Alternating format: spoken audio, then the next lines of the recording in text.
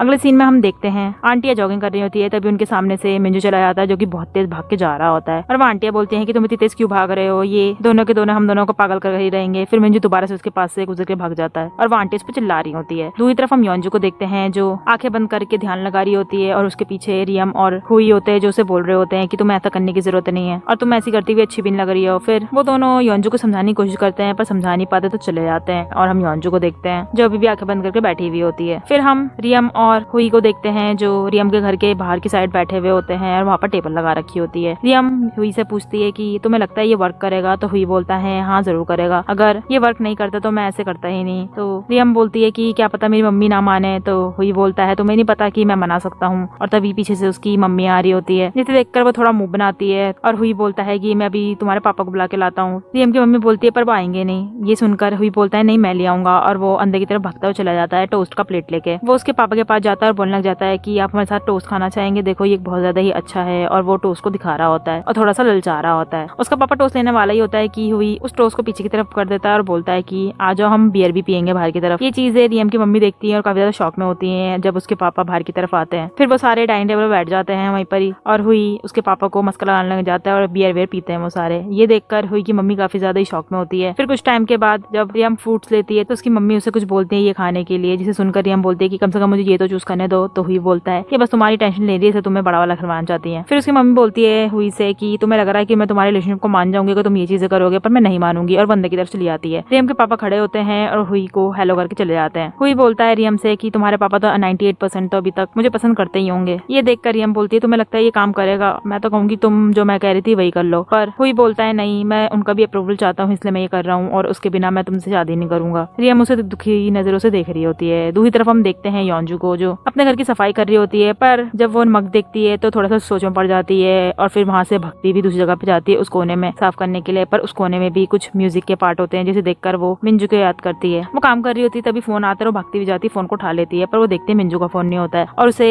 Phone आता है जिसमें फाइनल टेस्टिंग का जो है रिजल्ट आ चुका है और वो ठीक निकला है। ये सुन के ही योंजू काफी ज्यादा खुश हो जाती है। फिर हम देखते हैं अगले ही पल योंजू को तैयार होते हैं और बोल रही होती है कि कम से कम मैं ऐसे ही मिलने नहीं जा रही हूँ, मुझे तो बस देखना है कि वहाँ पर काम ठीक हुआ है या नहीं हुआ है। और वो अपने घर से बाहर निकल रही होती है कि तभी सामने की तरफ मिंजू होता है और योंजू जल्दी से गेट को बंद करने की कोशिश करती है, पर मिंजू बोलता है कि मैं यहाँ पे तुम्हें डिटेल लेने आया हूँ, यहाँ पर मैं किसी चीज के लिए नहीं आया हूँ। योंजू फिर भी गेट बंद करने की कोशिश करती है, बोलती है नहीं तुम्हें भी आना नहीं चाहिए था। तो मिंजू एकदम से गेट को तेज खोल देता है जिसकी वजह से योंजू गिरने वाली होती है और वो दोनों एक दूसरे को गले लगा लेते हैं। फिर मिंजू से बोलता है तुम्हें अंदर आना चाहिए और वो दोनों एक जगह बैठे हुए होते हैं और वहाँ पर मिंजू से बता रहा होता है उसके लाइक के बारे में और डिसलाइक के बारे में और काफी चीजें योंजू से उसकी अपोजिट होती है। ये सुनकर योंजू काफी ज्यादा खुश होती है और उसे देख रही होती है, पर तभी उन दोनों के फोन में मैसेज आता है जिसका ब्योम का आता है और वो दोनों देखते हैं कि उनके बियर के बारे में चीजें बोली जा रही है कि उनकी बियर का टेस्ट जो था वो नहीं है और उसमें कुछ चीजें ज्यादा हो रखी है। ये देखते ही वो दोनों भागने लग जाते हैं बाहर की तरफ और ऑफिस की तरफ हम देखते हैं वहाँ पर काफी लोग होते हैं, रिपोर्टर्स वगैरह जो कंपनी में जाने की कोशिश करते हैं और वो योंजू और मिंजू की भी इंटरव्यू लेने की कोशिश करते हैं, पर वो दोनों अंदर की तरफ चले जाते हैं। जब वो दोनों अंदर की तरफ घुसते हैं और हम देख रहे होते हैं बाकी लोग उनके पास आते हैं और वो काफी ज्यादा टेंशन में होते हैं, पूछने लग जाते हैं कि हमें क्या करना चाहिए। तो योंजू बोलती है कि मैं इसको भी हैंडल करती हूँ और वो बोलती है कि मैं मीटिंग को अटेंड करने जा रही हूँ। दूसरी तरफ हम देखते हैं दोनों लीडर बैठे हुए होते हैं और वहाँ पर उनका हेड भी बैठा हुआ होता है और वो बोल रहा होता है कि अगर इतनी बड़ी प्रॉब्लम थी तुम्हें बताना चाहिए था, जिसकी वजह से योंजू का जो लीडर होता है वो बोल रहा होता है कि मैंने बस बताया नहीं, मुझे लगा कि मैं खुद हैंडल कर सकता हूँ। पर उनका हेड जो होता है काफी ज्यादा चिल्ला रहा होता है। तो पॉइंट टीम का लीडर बोलने लग जाता है कि हमें क्या करना चाहिए, अब इसको बंद ही कर देना चाहिए वरना कुछ चीजें प्रॉब्लम हो सकती हैं और हमारी कंपनी का काफी ज्यादा लॉस भी हो पाएगा। जिसे सुनकर योंजू का लीडर बोलता है कि अगर हमने इसको करा तो हमारा प्रोजेक्ट में जितना भी पैसा लगा है वो डूब जाएगा। फिर वहाँ पर योंजू आती है और उन सबको बता रही होती है कि हमारे बियर के बारे में न्यूज फैली पड़ी है इंटरनेट में और आर्टिकल भी काफी ज्यादा छप चुके हैं। ये सुनते ही वो हेड होता है काफी ज्यादा शॉक में होता है और बोलने लग जाता है कि हमें अब क्या करना चाहिए। तो योंजू का लीडर बोलता है कि ये हो सकता है कि हमारा ही कोई इंटरनल आदमी हो जिसने इस बात को फैलाई हो, अदरवाइज ये कैसे फैल सकती है। और उनका अपोनेंट टीम का लीडर जो होता है वो भी काफी ज्यादा गुस्से में होता है और बोल रहा होता है कि हमें अभी भी कुछ करना तो पड़ेगा ही ना, वरना हम कैसे कर पाएंगे। और हम देखते हैं योंजू को जो सोचो पड़ जाती है। दूसरी तरफ हम देखते हैं अपॉइंट टीम का जो एम्प्लॉय होता है वो जा रहा होता है और बोल रहा होता है कि मुझे पता था ये होने ही वाला है। तभी वो सामने की तरफ देखता है मिंजू को,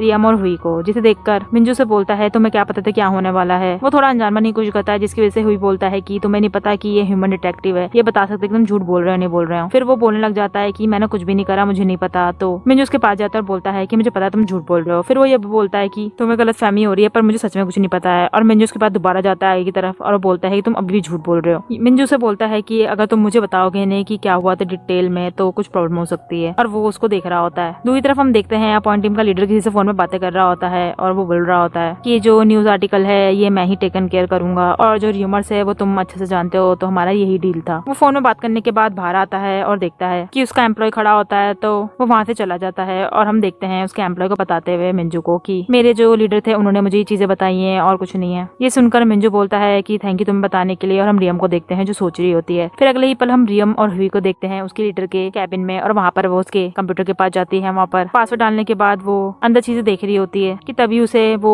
बियर के बारे में चीजें मिल जाती है, और ये देखते ही रियम बोलती है कि हमने इतनी मेहनत करी और उन्होंने हमारी सारी मेहनत का पानी फेर दिया। वो काफी ज्यादा ही दुखी हो रही होती है। दूसरी तरफ हम देखते हैं मीटिंग में हेड को, जो अभी भी काफी ज्यादा टेंशन में होते हैं, वो बोल रहे हैं कि अब हमें क्या करना चाहिए, अब हमारा इतना बड़ा प्रोजेक्ट है वो काफी ज्यादा ही लूज कर रहा है हमें, और हमारी जॉब भी जा सकती है अगर हमने कुछ करा नहीं। वो उनको डांट रहा होता है। तभी वहाँ पर रियम की एंट्री होती है और वो एक फाइल लाके उसके पास रख देती है और वो बोलती है कि जो हमारी डिटेल एक्सपोज हुई है वो किसी ने यहीं पर ही कराया, वो यहीं पर ही मौजूद है, और वो अपने लीडर की तरफ इशारा करती है। उसका लीडर ये सुनते ही चिल्लाने लग जाता है उस पर रियम बोलती है कि मैंने ये डिटेल्स को निकाल लिया है, तुम्हें लग रहा है कि तुम मुझे ही जानते हो पर मैं भी तुम्हें अच्छे से जानती हूँ। और हेड जो होता है वो उसकी डिटेल्स में देख रहा होता है कि उसने क्या क्या चीजें निकाली हुई होती है। ये देखकर रियम का लीडर थोड़ा सा चुप रहता है और रियम बताने लग जाती है कि इन्होंने ये चीजें कर रखी है। रियम ये भी बोलती है कि मैं इनकी एम्प्लॉय थी तो इसलिए मैं भी कुछ भी पनिशमेंट लेने के लिए रेडी हूँ। पर योंजू उसको डिफेंड करने लग जाती है और बोलती है कि इन्हें तुम्हें कुछ भी करने की जरूरत नहीं है क्योंकि इन्होंने काफी ज्यादा हमारा साथ दिया है। तो उनका जो हेड होता है बोलता है कि चलो ठीक है मैं इनको कुछ भी नहीं करूंगा तुम्हारी वजह से। पर वो रियम के लीडर को बोलते हैं कि तुम्हें अपना रेजिग्नेशन देना पड़ेगा। ये सुनते ही उसका लीडर काफी गुस्सा होता है, वहाँ से चला जाता है। जब वो बाहर जाता है और देखता है मिंजू को, तो वो उसका कॉलर पकड़ लेता है और उसे बोलने लग जाता है कि तुम्हारी वजह से हुआ है, तुमने सब कुछ करा है। और मिंजू उसको देख रहा होता है उसकी आंखों में। तभी वहाँ पर राव होता है और उसे बोलने की वजह से उसका लीडर उसका कॉलर छोड़कर वहाँ से चला जाता है और राव मिंजू उसके बारे में पूछने लग जाता है। फिर मिंजू बोलता है मैं ठीक हूँ। अपॉइंट टीम का लीडर जाके अपने कैबिन में काफी ज्यादा गुस्सा कर रहा होता है कि मैंने इतनी मेहनत से अपनी रैंक बनाई है पर ये कैसे मुझे एकदम से ऐसे निकाल सकते हैं। वो गुस्सा कर रहा होता है कि तभी वहाँ पर वो देखता है मिंजू का आता हुआ देखते हुए, और वो बोलने लग जाता है कि तुम ऐसे कैसे आ गए मेरे पास यहाँ पर, अभी ये सब तुम्हारी वजह से हुआ है। और वो कुछ चीज फेंकने वाला होता है पर मिंजू से पकड़ के नीचे की तरफ रख देता है और बोलता है कि मुझे पता है तुमने कितनी मेहनत करी है कि तुम्हारी आंखों में दिखता है मुझे। तो वो लीडर बोलने लग जाता है कि मैं बस टॉप पे जाना चाहता था और कुछ नहीं है। तो मिंजू बोलता है कि अगर तुम्हें लग रहा है कि तुम अनफेयरली ट्रीटेड हो रहे हो तो तुम्हें भी देखना चाहिए कि तुमने क्या करा है, तभी ये चीज तुम्हारे साथ हो रही है। और तुम्हें देखना चाहिए कि तुमने ये चीज अकेले करी है किसी के साथ करी है, क्योंकि अगर एंड में देखोगे तो तुम्हारे साथ कोई भी नहीं रहेगा और तुम्हें किसी एक ऐसे पर्सन को ढूंढना चाहिए तो तुम्हारे साथ रहे एंड में भी। वो ये कह के वहां से चला जाता है और अपॉन टीम का लीडर वो चीजों को सोचने लग जाता है। दूसरी तरफ हम देखते हैं उनकी मीटिंग चल रही होती है जिसमें योंजो बोल रही होती है कि हमारा अभी प्रॉब्लम है पर हम उसे सॉल्व कर लेंगे कैसे ना कैसे करके, और बाकी लोग भी बोल रहे होते हैं हम इसे कर लेंगे। वो जा रहे होते हैं तो योंजो बोलते हैं कि तुम्हें अगर कोई टेंशन है तुम बता देना, पर रियम बोलती है कि तुम्हें अकेले करने की जरूरत नहीं, हम एक टीम है, तुम्हें सारा बोझ अपनी तरफ लेने की जरूरत नहीं है। और वो एक साथ आके हाथ को ऊपर करते हैं और बाहर की तरफ निकल रहे होते हैं अपने कैबिन से। ये चीजें अपॉन टीम का लीडर देख रहा होता है और वो अपने कैबिन में जाता है और वहाँ पर सीट पे बैठ जाता है। फिर वो अपने टाइम की चीजों को याद करता है जब वो सुबह सुबह आता था और काम करने लग जाता था और कोई उससे रेस्ट करने के लिए बोलता था फिर भी वो काम करता रहता था रात भर तक। जब वो थक भी जाता था फिर भी वो काम पे लगा रहता था। फिर उसकी पोजीशन थोड़ी बड़ी हुई पर फिर भी वो काम पे लगा रहता था, वो कभी भी रेस्ट नहीं लेता था और उसके आसपास के लोग भी बोलते थे ये कभी रेस्ट क्यों नहीं लेता है। फिर जब उसकी पोजीशन बड़ी हुई और वो लीडर बन गया था तभी वो अकेला ही था। फ्लैशबैक खत्म होने के बाद हम देखते हैं उसका लीडर बैठा हुआ होता है अपॉइंट टीम का, और उसका जो एम्प्लॉय होता है वो फोन पे बातें कर रहा होता है कुछ लोगों से। ये चीजें वो सुनकर बोलता है कि मुझे किसी का भी फोन नहीं आया, मतलब किसी का भी फोन नहीं। वो थोड़ी देर सोचने के बाद अपने सामान को पैक करता है और वहाँ पर पैक करने के बाद वो स्माइल करता है अपने नेम प्लेट को देखने के बाद और वहाँ से चला जाता है। और टेबल पर उसका रेजिग्नेशन लेटर होता है। अगले सीन में हम योंजो को देखते हैं जो अपनी ब्लैक ड्रेस पहनी हुई होती है और बोल रही होती है कि इस दुनिया में कुछ चीज मैसअप होती है पर हमारी जो बियर थी टुगेदर उसको ऑफ लिमिट्स में रखनी चाहिए थी, उसका शुरुआत और एंड के बारे में तुम्हें नहीं सोचना चाहिए था और यही तुमने गलत करी है। वो पीछे की तरफ देख रही होती है और एपिसोड यहीं खत्म हो जाता है। अब योंजो अपनी ब्लैक ड्रेस में वापस आ गई है, तो आपको क्या लगता है कि वो क्या करने वाली है? कमेंट में लिख के जरूर बताइएगा। आगे जानने के लिए स्टोरी को हमारे चैनल को सब्सक्राइब करें और लाइक करना ना भूलें। नेक्स्ट एपिसोड देखने के लिए राइट क्लिक करें एंड डेमन जज की एंड क्यूट ऑफिसर की लव स्टोरी देखने के लिए लेफ्ट क्लिक करें।